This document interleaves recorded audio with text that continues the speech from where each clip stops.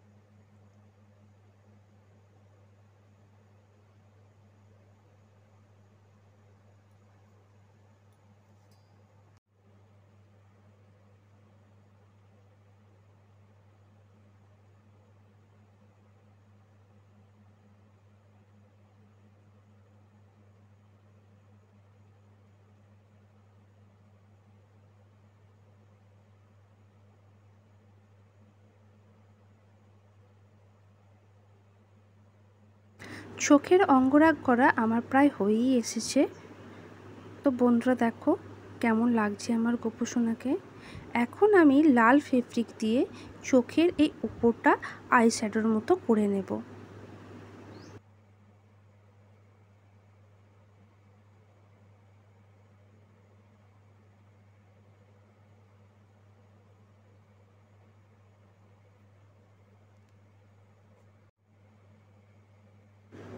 এখন আমি সাদা ফেব্রিক দিয়ে গোপোষণার তিলক করে নেব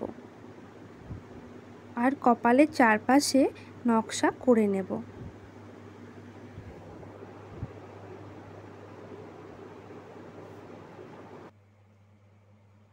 তোমরা ভিডিওতে দেখলে যে আমি গুলাবারি জলের সঙ্গে একটা রিমুভার নিয়েছিলাম। তো কেন রিমুভার নিয়েছিলাম সেটা আমি তোমাদেরকে বলি। বন্ধুরা, প্রথমে আমি বুঝতে পারছিলাম না যে গুলাবারি জল দিয়ে আগের অঙ্গরাগগুলো উঠবে কি না। তো বন্ধুরা, আমি দেখলাম যে আগের যে অঙ্গরাগ করেছিলাম সেটা গুলাবারি জল দিয়ে তুলো করে ভালো করে মুছতেই উঠে গেল। তো বন্ধুরা, আমি কিন্তু রিমুভারটা ব্যবহার করিনি।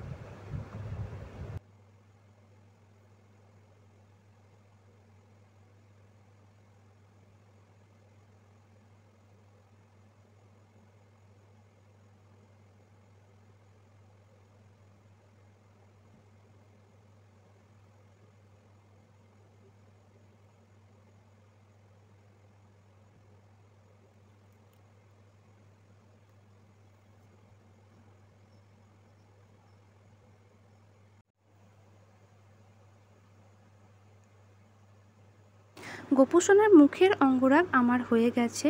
এখন আমি গোপোষণার গলার এই অংশটা একটু হলুদ ফেব্রিক দিয়ে করে নেব। তো বন্ধুরা, আমার আগের ভিডিওগুলোতে তোমরা যারা আমার গোপোষণাকে দেখেছো তখনকার অঙ্গরাগ আর এখন অঙ্গরাগ এই দুটোর মধ্যে কোনটা ভালো লাগছে তোমরা অবশ্যই কমেন্ট করে জানাবে।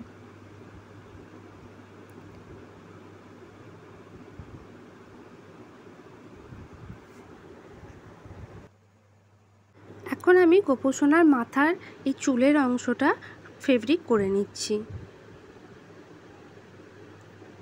কালো ফেব্রিক দিয়ে গোপোষণার মাথার চুলটা করে নেব।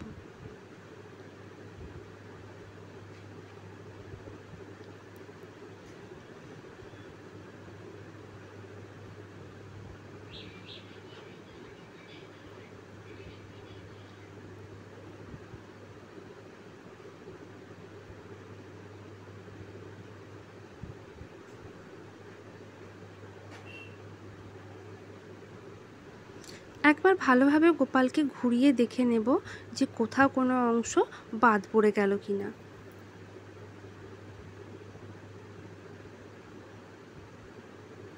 এই দেখো বন্ধুরা, এই অংশটা আমি দেখতে পাইনি, তাই এই অংশটা বাদ পড়ে গেছে।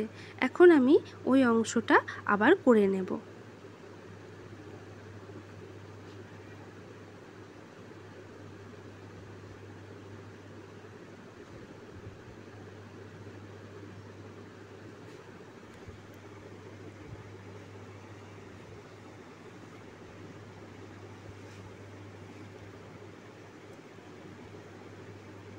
তোমরা অনেকেই নিজেদের সুবিধে মতো গোপোষণার অঙ্গরাগ করে নাও।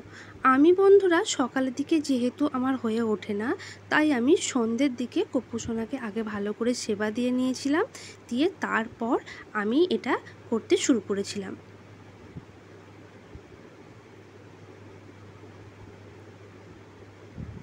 এখন আমি লাল ফেব্রিক দিয়ে গোপোষণার ঠোঁটটা এঁকে নেব।